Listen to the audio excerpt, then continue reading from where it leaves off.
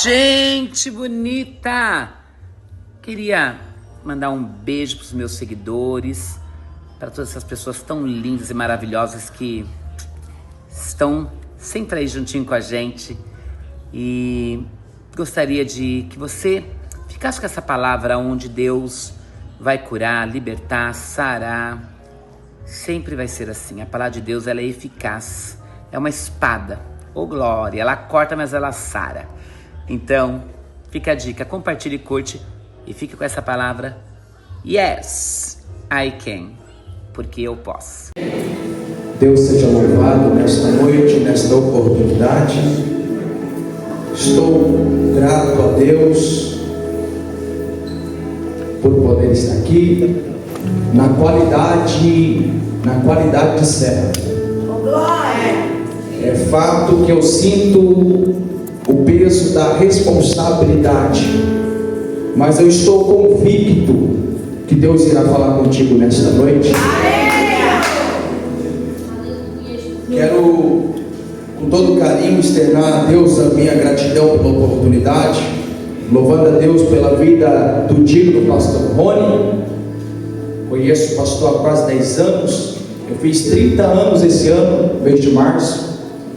Primeira vez que eu estive nessa igreja não era aqui, eu acho que eu tinha uns 21, 22 anos.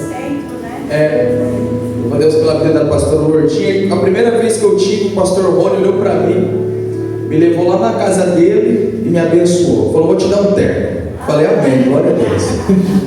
E essas coisas, irmão, a gente não esquece, né? Então Deus seja louvado.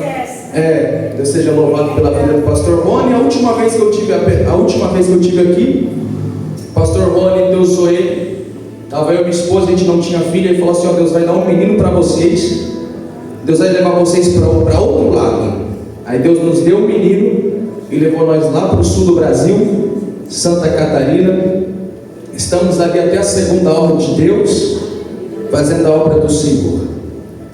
Louva a Deus pela vida da minha esposa, o meu filho, John Lucas. Quem trouxe a Bíblia Sagrada por caridade, pegue a sua Bíblia e direcione no texto que se encontra no Evangelho de Jesus Cristo, segundo escreveu Mateus, capítulo 14. Mateus, capítulo 14, parágrafo de número 22, verso 22.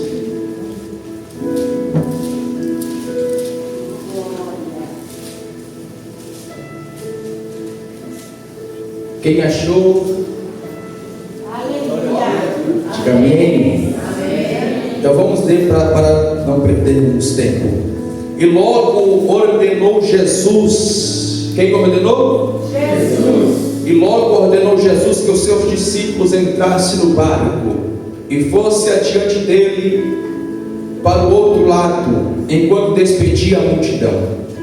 E despedida a multidão, subiu ao monte para orar à parte. E chegada já a tarde, estava ali só. E o barco estava já no meio do mar, açoitado pelas ondas, porque o vento era contrário. Mas à quarta vigília da noite, dirigiu-se Jesus para eles, andando por cima do mar. E os discípulos, vendo andando sobre o mar, assustaram, dizendo: é um fantasma, e gritaram com medo. Jesus, porém, lhes falou logo, dizendo: tende bom ânimo, sou eu, não temas. E respondeu-lhe Pedro e disse: Senhor, se és tu, manda-me ter contigo por cima das águas. E ele disse: vem. E Pedro, descendo do barco, andou sobre as águas para ir ter com Jesus. Mas sentindo o vento forte, teve medo, e começando a ir para o fundo, clamou, dizendo: Senhor, salva-me. E logo Jesus, estendendo a mão, segurou e disse-lhe: homem de pouca fé, por que duvidaste? E quando subiram para o barco, acalmou o vento. Então aproximaram-se os que estavam no barco e adoraram-no, dizendo: és verdadeiramente o Filho de Deus. E tendo passado para o outro lado, chegaram à terra de Genezaré. Repita comigo: chegaram à terra de Genezaré. Queridos, eu quero pregar nesta noite no subordinado tema: atravessando a tempestade e alcançando o propósito. Repita comigo: passando a tempestade e alcançando o propósito. Retome a sua atenção. O texto, igreja, a qual eu fiz menção, de fato é conhecido de todos que estão aqui, acredito. E a Bíblia narra que, estando Jesus com seus discípulos e acompanhado de uma grande multidão, Jesus alimenta a multidão. No texto anterior, que fala sobre a multiplicação de pães e peixe. E quando Jesus ele faz a multiplicação dos pães e peixe, João vai registrar no capítulo 6 do livro, segundo escreveu João, que os homens daquele tempo, daquela época, vai tomar a seguinte decisão, dizendo: vamos tomar ele à força e vamos fazer dele rei, porque eles ficaram impactados com a multiplicação de pães e peixe. Então a ideia era pegar Jesus à força e aclamar, fazer de Jesus rei, não entendendo que na primeira vinda de Jesus falou assim: o meu reino não é deste mundo. Jesus não veio trazer em primeira instância uma libertação física. Jesus não veio tirar o jugo de Roma de cima da nação de Judá. Jesus veio trazer uma libertação espiritual. Aleluia. Foi isso que todos eles não entenderam. Agora, eles dizendo assim: vamos tomar ele à força, vamos fazer dele rei. Jesus vê o perigo que os discípulos dele estão correndo, porque os discípulos não podem compactuar com a vontade do povo. Os discípulos não podem compactuar com a massa, com a multidão. Nós temos que nadar contra o sistema, na contramão do sistema. Aí Jesus olha para os discípulos e Jesus tem que tirar os discípulos do meio do povo, do meio da multidão. E Jesus fala assim: ó, o texto não diz que Jesus está pedindo. A tradução, todas elas, umas vai dizer que Jesus compeliu, ordenou, mandou entrar no barco e atravessar para o outro lado. Jesus não está pedindo, Jesus está dando uma ordem. E é fato que quem pode manda e quem tem juízo obedece. E quando nós somos servos, discípulos, nós temos que se submeter à vontade daquele que é maior. Eu aprendi, igreja, que tem hora que a vontade de Deus me confronta. Tem hora que a vontade de Deus não é a minha vontade. Lembra de Jonas? A vontade de Deus não era a vontade de Jonas. Tem hora que eu tenho que deixar a minha vontade de lado para fazer a vontade de Deus. E Jesus diz assim: entra no barco, atravessa para o outro lado. Os discípulos entram no barco para atravessar para o outro lado, para outra banda do mar. Jesus se volta para a multidão. Jesus já tinha curado os enfermos, Jesus já tinha pregado, Jesus já tinha alimentado a multidão. Eu vejo até o trabalho social no ministério de Jesus, porque Jesus ele tinha um ministério completo, e Jesus ele sempre foi perito em alcançar todas as nossas necessidades. Aleluia! Eu não sei o que você precisa aqui, mas Jesus ele conhece as suas necessidades. Jesus conhece os detalhes. Aleluia. Jesus despede a multidão, cada um para sua casa. Aí quando Jesus despede a multidão, Jesus sobe no monte para orar à parte. Caindo a tarde, Jesus está no monte. Mas nessas alturas, os discípulos já estão no meio do mar, sendo açoitados pelas ondas, porque o vento era contrário. Mas está escrito que na quarta vigília da 4 às 6 da manhã, Jesus vai de encontro com os discípulos. Aleluia. E Jesus vai de encontro dos discípulos, quebrando o sistema, quebrando o protocolo, e Jesus vai andando por cima do mar, por cima das águas. E está escrito que os discípulos, vendo o Senhor, eles não o reconhecem, eles não o identificam, e eles ficam com medo e gritam: é um fantasma. Aí Jesus diz: não temas, sou eu. Pedro disse: vou, Senhor mesmo, manda eu descer do barco, manda eu ter contigo por cima das águas. Jesus diz assim: vem. Pedro desce do barco, anda por cima do mar, mas sentindo a força do vento, Pedro vai sentir medo, temor e dúvida e começa a afundar. Quando ele começa a afundar, ele clama: tende misericórdia. Jesus estende as mãos, sustenta Pedro, porque tem pessoas que estão aqui nesta noite, porque Jesus tem te sustentado. Sustentando Pedro, Jesus solta para dentro, vai para dentro do barco, e está escrito que o mar se acalma. Houve-se bonança. Os discípulos dizem assim: verdadeiramente ele é o Filho de Deus. Quando acalma o mar, a tempestade, está escrito que eles chegaram do outro lado. E essa palavra, irmãos, chegaram, tem um peso muito grande, porque não é todo mundo que vive isso. Nós estamos vivendo uma realidade de muitos que sonham, muitas pessoas que muitas das vezes têm projeto, mas não conseguem chegar onde Deus tem para ele e para ela. Verdade. Nós estamos vivendo uma realidade de muitos que estão nadando e morrendo na praia.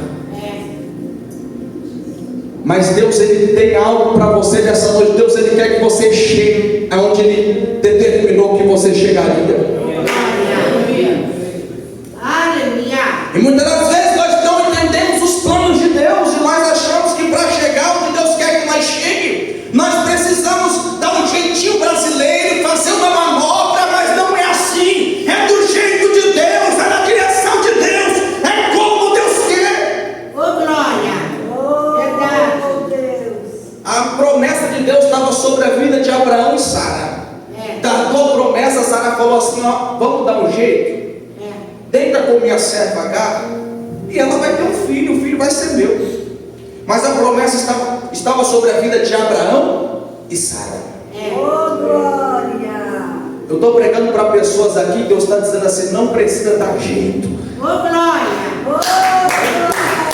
Você se acha improvável, você não vê saída. Talvez você está igual o povo em Bihairote.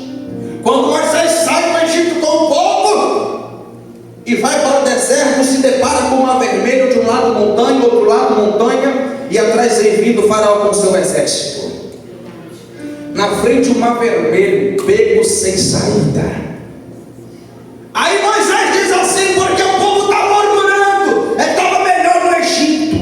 No Egito tinha pepino, no Egito tinha cebola, você trouxe nós aqui para nós morrermos. Aí Moisés clama a Deus, e Deus fala assim: diga ao povo que marche. Não tem saída, beco sem saída, mas Deus está dizendo: é ordem para marchar. Deus não te chamou para andar segundo a lógica do homem. Deus não te chamou para marchar segundo a lógica do homem, porque a segunda lógica humana não tem saída, mas Deus está dizendo: marcha, marcha, marcha, marcha, marcha, marcha, marcha. É pior. Eu estou sentindo, irmão, eu sou pentecostal.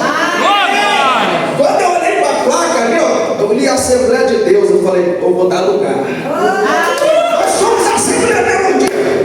Nós somos pentecostal aqui nessa noite. Oh, glória. Quando o cantor me dá para cristão, vai sair pulando ali, irmão. Eu gosto disso. Só para encerrar. Não comecei, já vou encerrar. A Bíblia diz que Deus olha para Moisés e diga ao povo que marche. Aí Moisés conjecturando, marchar para onde, Deus? Aí Deus fala assim: Moisés, o que você tem na mão? Cajado, toque nas águas.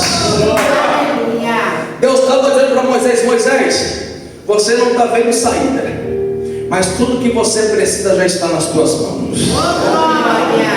Deus está dizendo para alguém aqui nessa noite: tudo que você precisa já está nas tuas mãos. Eu recebo, meu Deus. A autoridade está nas tuas mãos. Aleluia. Tem fé, então vai ter milagre. Tem azeite, então vai ter multiplicação. Tem 5 pães, 2 peixes, então vai ter alimento para a multidão. Deus está dizendo: tudo que você precisa já está na mão, já está na mão, já está. Vem acreditar nessa palavra. Irmãos, tem hora que Deus vai trabalhar com aquilo que nós não temos, mas tem hora que Ele vai trabalhar com aquilo que nós temos. Lembra das 10 virgens? As que foi, era aquelas que tinham azeite, as que não tinham ficou. Quando a viúva perdeu o marido, foi na casa do profeta, o profeta falou: o que você tem na sua casa? Não tem nada, acabou tudo, mas tem azeite. Se tem azeite, tem milagre. Aleluia. Jesus muitas das vezes olhava para as pessoas e dizia: opa, tem fé. Se tem fé, tem milagre. Se tem fé, tem milagre. Glória. Redobre a atenção, irmãos. A Bíblia diz que eles chegaram. E eu quero tirar algumas lições desse texto aqui nessa noite.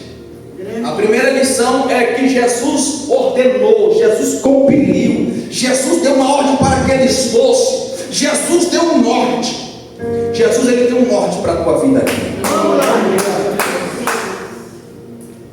Deus fez promessa a Abraão em Gênesis capítulo 12. Fez promessa, mas deu direção. Deus deu mensagem para Jonas. Deu mensagem, mas deu direção. Atos 16. Paulo, o coração ardendo com missão, tendo ir para a missa, Bitina é pedido pelo Espírito Santo: desce a Troade, vai dormir. E em Troade ele recebe uma direção do Divino Espírito Santo. Deus tem direção para a tua vida aqui nesta noite. A primeira lição é a direção. E a Bíblia diz que quando eles estão direcionados por Jesus, na quarta vigília da madrugada, a Bíblia diz que as ondas são contrárias, o vento se levanta. E quando eu li isso, eu comecei a interrogar o céu.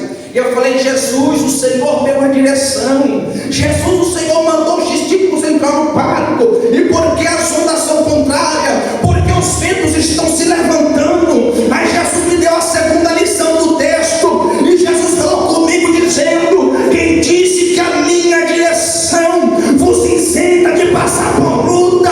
Quem disse que a minha direção vos isenta de passar por tempestade e vendavais? Eu estou pregando para pessoas que estão na direção certa, mas você está se perguntando: por que tanta luta? Por que tanto vento? Por que tanta prova? João capítulo 11 diz que Jesus era amigo de Marta, Maria, Lázaro, e Jesus amava eles. Mas Lázaro adoeceu de uma enfermidade mortal. Mas Jesus amava Lázaro. Não é só porque Jesus ama Lázaro que isso isenta Lázaro de ficar enfermo. Jesus falou assim: essa enfermidade não é para a morte, mas é para a glória do Filho de Deus. Ei, você que está sendo provada, você que está sendo provado, não desista. Se você está debaixo da direção, o vento pode bater, as ondas podem bater, o inimigo pode se levantar, mas aquele que te deu a direção se responsabiliza. Se responsabiliza. Glória a Deus. Deus usou o profeta para falar comigo, com a minha esposa, e Deus falou assim: vocês vão chegar. E eu estou convicto disso. Falou: vocês vão chegar, mas os degraus são de lágrimas. E eu entendi que para nós chegarmos onde Deus quer que nós cheguemos, e para nós galgarmos alguns patamares, alguns degraus na presença do Senhor, é muita luta. Tem levante, tem provação, mas nós passamos pela luta, mas passamos com Ele. Passamos pela prova, mas passamos com Ele. Eu vi lá controle da tua vida. Dizer que Ele está no controle da tua prova. Dizer que Ele está no controle da tua família. Irmãos, ó, primeira lição, direção. Segunda lição, a prova não nos isenta. A direção não nos isenta de passarmos pela prova. Evangelista, e qual que é a terceira lição? A terceira lição é que quando nós estamos direcionados, Deus sempre vai intervir. Deus sempre vai agir. A Bíblia diz que na quarta vigília Jesus chega. Jesus intervém. Quer que eu conte um segredo para você? Não, eu vou contar. Não é toda prova que tem intervenção divina. Não é toda luta que Deus vai intervir. Não é toda tempestade que Deus vai intervir. Prova para mim, evangelista. Lembra de Jonas? Jonas, quando entrou na embarcação, sentido contrário, o vento bateu, a tempestade bateu. Deus não interviu naquela tempestade até que Jonas bateu no peito e falou assim: eu assumo o berro, eu assumo responsabilidade. Tem prova, tem evento na nossa vida que só passa quando nós assumirmos a responsabilidade da direção, do ministério, daquilo que Deus nos confiou. Tem prova e tem luta que nós pegamos com as nossas mãos. Só que como os discípulos estão debaixo de uma direção, Jesus vai intervir. Jesus chega. E evangelista Felipe, como Jesus chega? Jesus chega quebrando o protocolo, andando por cima do mar. Jesus chega quebrando o protocolo, andando por cima das águas. Aí eu falei com Jesus, Jesus, o que amedronta os discípulos, meu Jesus, é as ondas, é o mar. Aí Jesus falou assim comigo: filho, aquilo que amedronta os discípulos, aquilo que apavora os discípulos, eu estou andando por cima. Aquilo que está assombrando os discípulos, Jesus está dizendo assim: eu estou por cima. Eu vim pregar para alguém nessa noite e dizer que Jesus está por cima daquilo que te está escrito. Eu vim pregar para alguém nessa noite e dizer que Jesus está por cima da tua prova. Jesus está por cima da depressão. Jesus está por cima da ansiedade. Jesus está por cima do câncer. Jesus está por cima.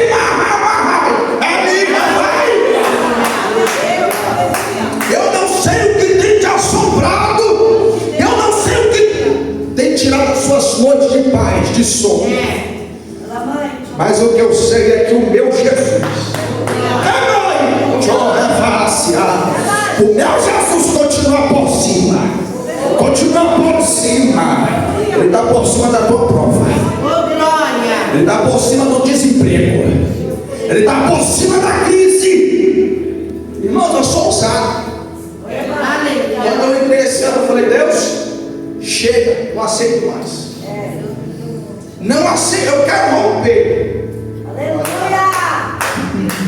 Aleluia. Aí quando foi esse ano, eu recebi uma proposta. Glória a Deus. Uma equipe que trabalha no escritório em São Bernardo do Campo, composto por advogados, juízes e empresários. Falou assim para mim: evangelista, você é um jovem que viaja o Brasil todo, vem trabalhar conosco. Vem trabalhar que nós vamos te apoiar. Recebeu? Recentemente eu falei assim: amém, glória a Deus. É assim que Deus faz, irmãos. Quando Deus quer fazer, Ele te coloca entre os príncipes dessa nação, dessa terra. Você está entendendo? Deus, Ele quer honrar pessoas aqui nesta noite. Deus, Ele quer exaltar a sua cabeça, mas você não está entendendo porque essa prova, essa luta, essa perseguição, irmãos, para nós chegarmos onde Deus quer que nós cheguemos, vai ter perseguição mesmo, vai ter provação mesmo, vai ter luta mesmo, mas vai ter intervenção. Olha que profundo. Quando Jesus chega, os discípulos vê aquele ser andando por cima das águas e veja eles falam assim: Jesus. Eles não falam Jesus, eles falam o quê? É um fantasma. Aí eu fui perguntar para Deus, eu falei: Deus, o Senhor se apresenta e os discípulos não reconhecem. Aí eu fui ler a Bíblia, eu entendi, irmãos. Uma coisa é você enxergar alguém à luz do dia, à luz da lâmpada. Outra coisa é você tentar enxergar alguém de madrugada, no meio de uma tempestade, no meio do mar. Aí Jesus falou assim comigo: filho, muitas das vezes no meio da luta, tem pessoas que não conseguem ver Deus. No meio da nossa prova, no meio da nossa tempestade, nós não conseguimos ver Deus, e Deus está agindo, Deus está trabalhando.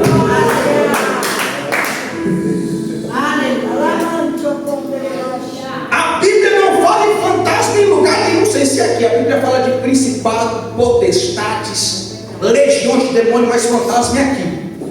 E nesse texto aqui, fantasma é algo que não existe. Aqui não existe. Porque é Jesus e os discípulos estão vendo um fantasma. Os discípulos estão enxergando algo que não existe naquele momento. Porque é Jesus e eles estão enxergando um fantasma. Aí sabe o que Jesus falou para mim? Eu vou fazer uma comparação. Quando eu morava em São Paulo, minha irmã mais nova morava comigo, minha irmã do meio. E uma noite ela saiu, foi para uma festa e não voltou. No outro dia, foi dormir na casa da amiga e eu acordei ali no quarto, não vi ela. Eu já comecei a ficar desesperado, já comecei a falar: meu Deus, o Uber sequestrou minha irmã, vou ligar para a polícia. Já comecei a enxergar os fantasmas da vida. E Jesus falou assim comigo, que muitas das vezes no meio da nossa prova, no meio da nossa luta, irmãos, é difícil nós enxergar Jesus. No meio da nossa prova, a tendência do homem e da mulher é enxergar o problema, os fantasmas. Você viu alguém que acabou de perder o emprego, está desempregado? Você acha que essa pessoa vai conseguir enxergar Jesus? É difícil. Essa pessoa vai olhar para o boleto, vai olhar para a crise, vai olhar para o aluguel. Alguém que foi diagnosticado com uma enfermidade, você acha que ele vai olhar para Jesus? Às vezes essas pessoas já vão lá fazer o hotel plano funerário. É verdade. Né? Porque ele já começa a enxergar os fantasmas da vida. É verdade. Mas quando os discípulos enxergam o problema, Jesus fala assim: não é problema não, sou eu. Aleluia. Sou eu. Sou eu. Sou eu. Eu que estou agindo, eu que estou no controle da tua família. Eu que estou no controle.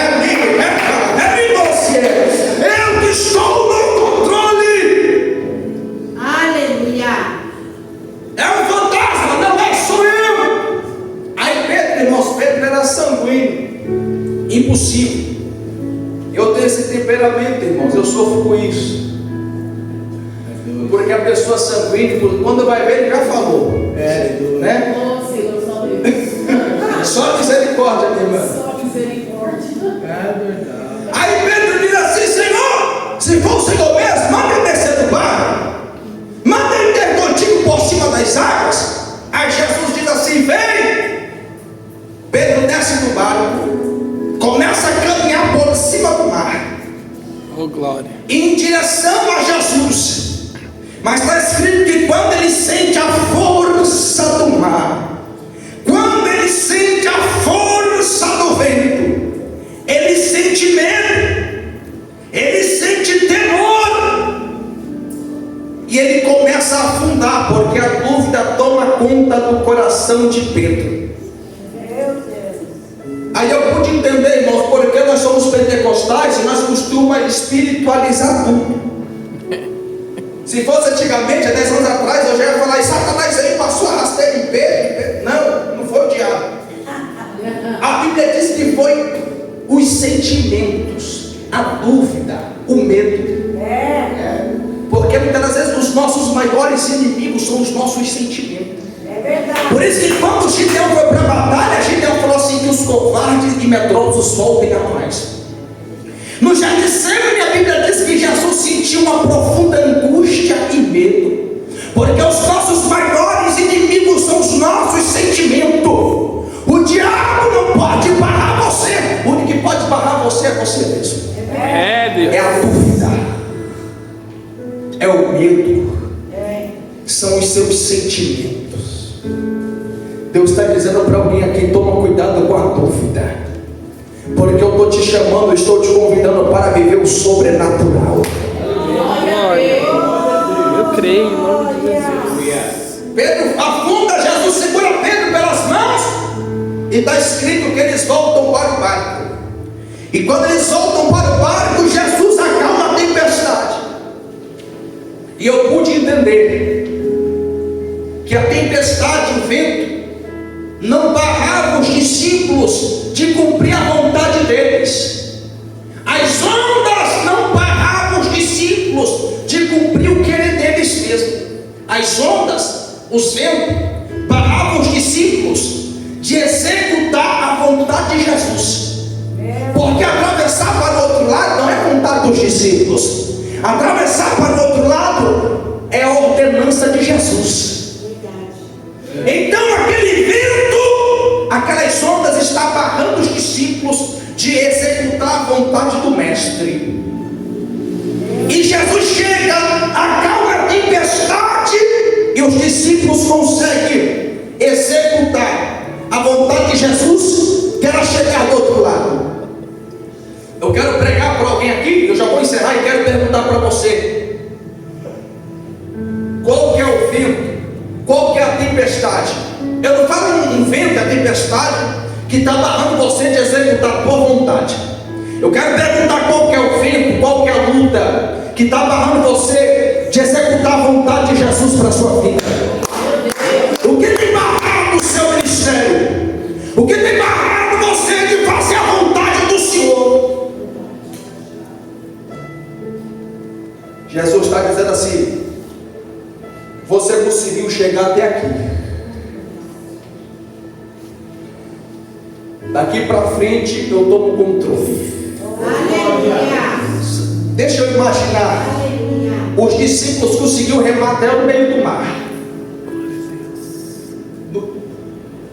Do meio do mar para frente já estavam esgotados. Não tinha mais força para continuar. Aí Jesus chega, assume o controle, acalma a tempestade. Meus pastores, eu entendi que tem lugares que nós só vamos conseguir chegar com uma intervenção divina. Glória a Deus.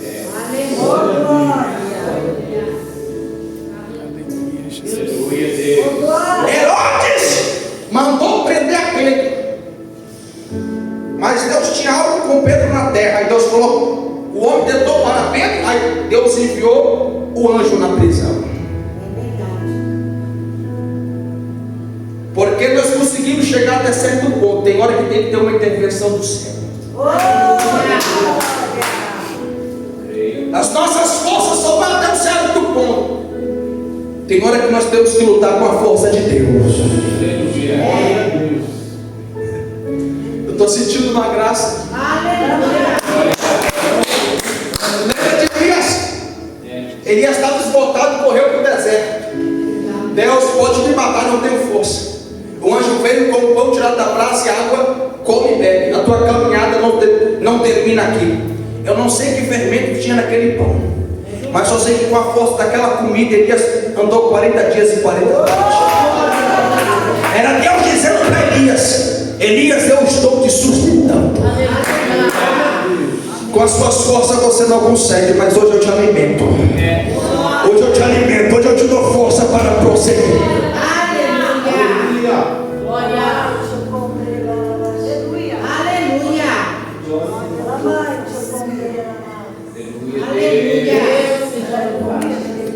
Deus está dizendo para alguém aqui: eu estou te sustentando, eu estou te dando graça para prosseguir. Olhe para mim, eu sou um improvável. Sabe o que é o improvável? Porque Jesus escolhe as pessoas improváveis. O homem olha e diz assim: não tem jeito. Jesus fala assim: tem jeito. Eu lembro-me que quando, antes de minha mãe estar grávida de mim, Deus usa um profeta. Esse profeta foi o meu mentor Deus recolheu ele ano passado. Ele olhou para minha mãe e falou assim: você está grávida de um varão, ele vai vir com o dom de Deus. Depois de um tempo, minha mãe engravidou sem saber o sexo da criança. Ela teve um sonho levantando o menino para o céu e dizendo assim: Deus, obrigado pelo Felipe. Deus deu meu nome para minha mãe. Minha mãe grávida de 8 meses, o meu tio bêbado empurrou ela da escada, minha mãe cai sentada, começa a sangrar, tem um aborto. O médico falou: vamos ter que tirar a criança. Minha mãe não aceita. Começa a orar, depois de 3 dias Deus me ressuscita na barriga da minha mãe.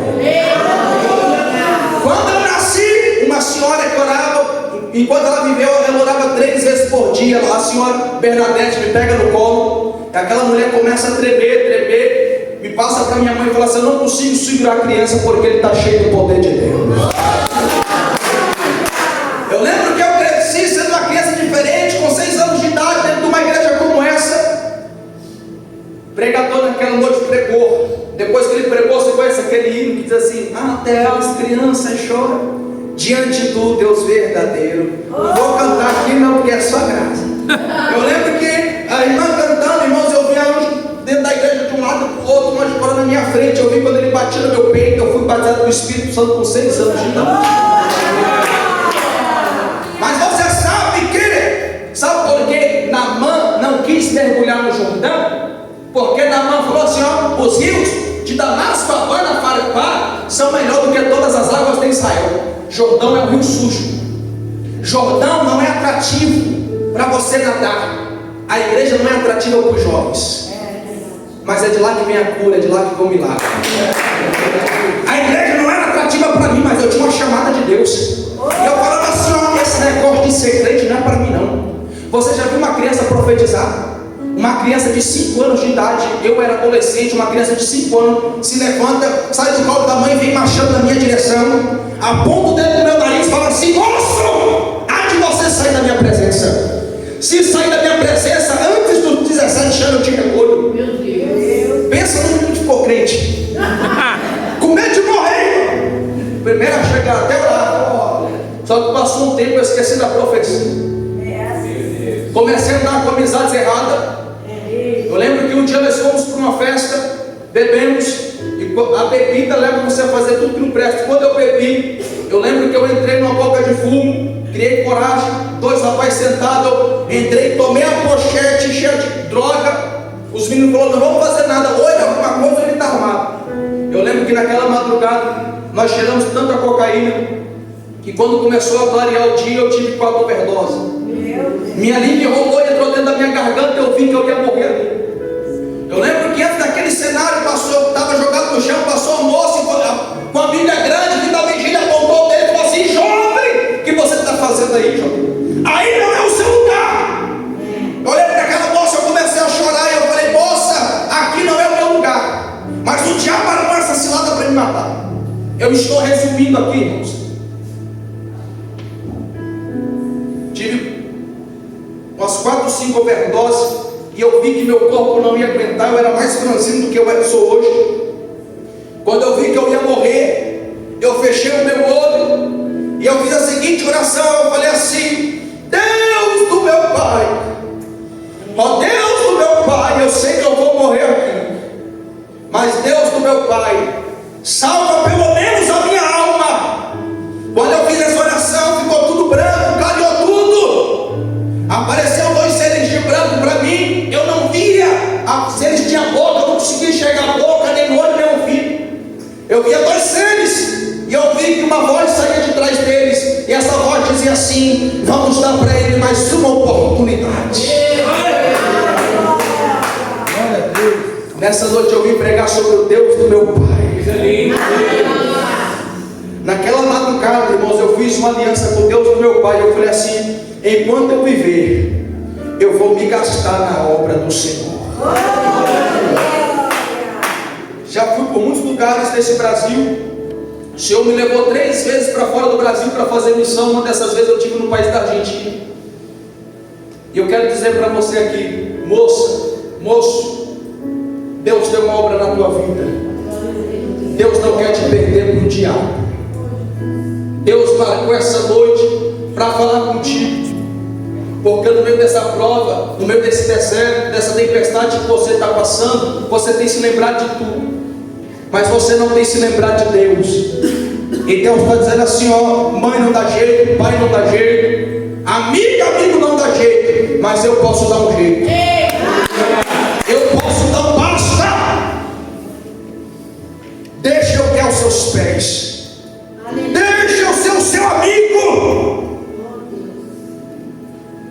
Deixa eu tomar o controle. Aleluia. Chega de sofrer, chega de quebrar a cara.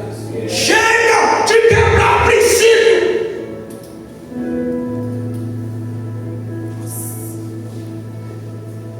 A Bíblia diz assim, eu honro os que me honram. A gente acha que nós vamos viver uma vida de qualquer jeito e vamos receber a honra de Deus. Daniel capítulo 1, versículo 8, Daniel decidiu não se corromper. Eu tive no estado do Paraná como pastor, Aparecido Rocha. Conhece? Ele, Aparecido Rocha, que me trouxe pela primeira vez. Aparecido, falou assim para mim lá no Paraná, Felipe, você está chegando em um nível da sua vida que não dá para errar mais, que não dá para vacilar mais, porque por causa de um erro podemos colocar tudo a perder família, ministério, muitas vezes até mesmo a salvação. Eu estou pregando para pessoas aqui que você chegou em um nível que não dá para vacilar mais.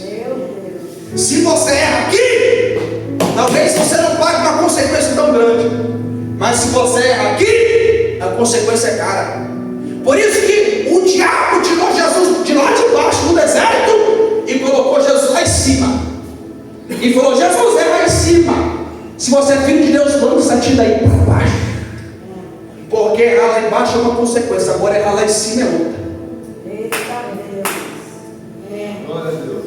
Lança-te daí.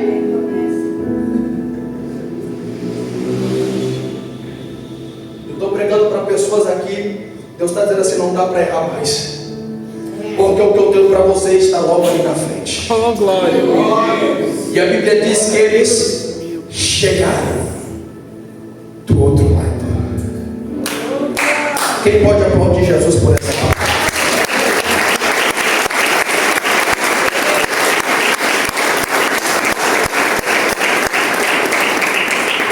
Eu quero perguntar se tem alguém porventura que quer entregar sua vida para Jesus hoje,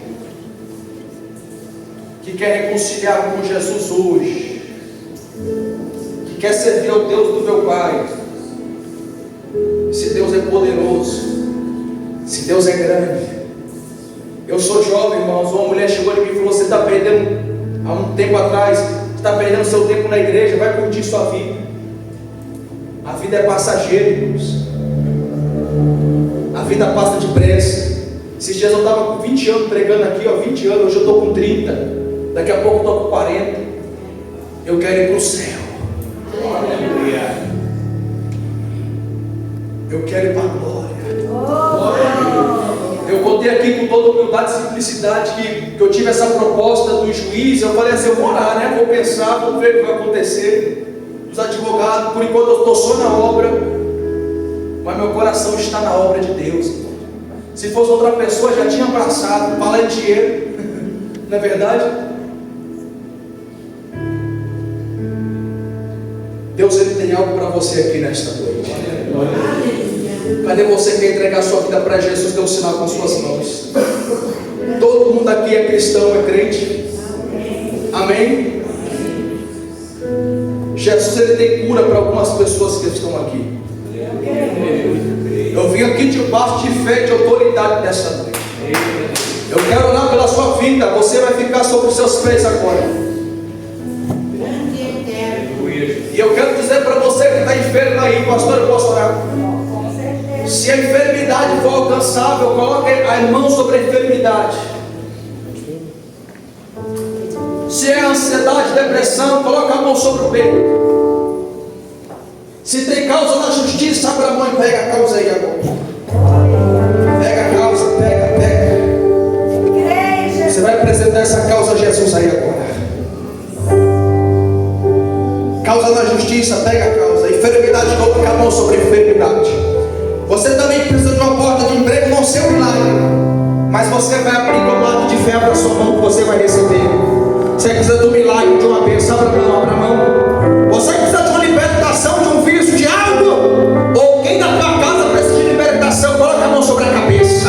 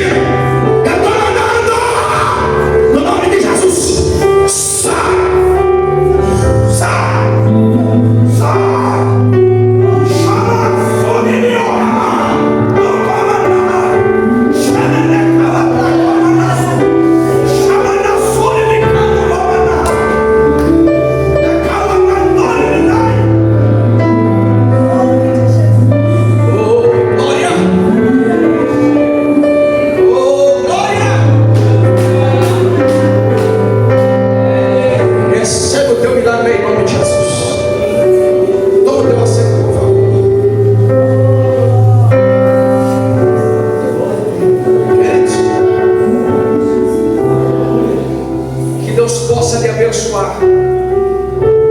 sou você sentir de Deus, de abençoar a vida desse jovem pregador, temos feito a obra pelo Brasil afora. Se você sentir de Deus, você pode fazer um pix de 10 mil reais. Brincadeira. Ô, glória. Se você sentir de Deus, eu tenho meu material. Meu material, eu vendo Bíblia, vendo livro. Hoje eu não trouxe Bíblia nem livro. Trouxe uns potes de bolacha, de nata com goiabada, nata pura. É apenas 25 reais o pote de quase meio quilo de bolacha. Tem uma maquininha. Então passe no final, semeia na minha vida. Outra coisa, como nós estamos entrando nesse outro projeto, se você tiver uma causa, chega que eu vou passar também para o pessoal ali. Deus vai te abençoar, amém? Pastor, obrigado. Deus abençoe a sua vida, irmão. E Deus continue usando. Quem quer que o pastor Felipe volte?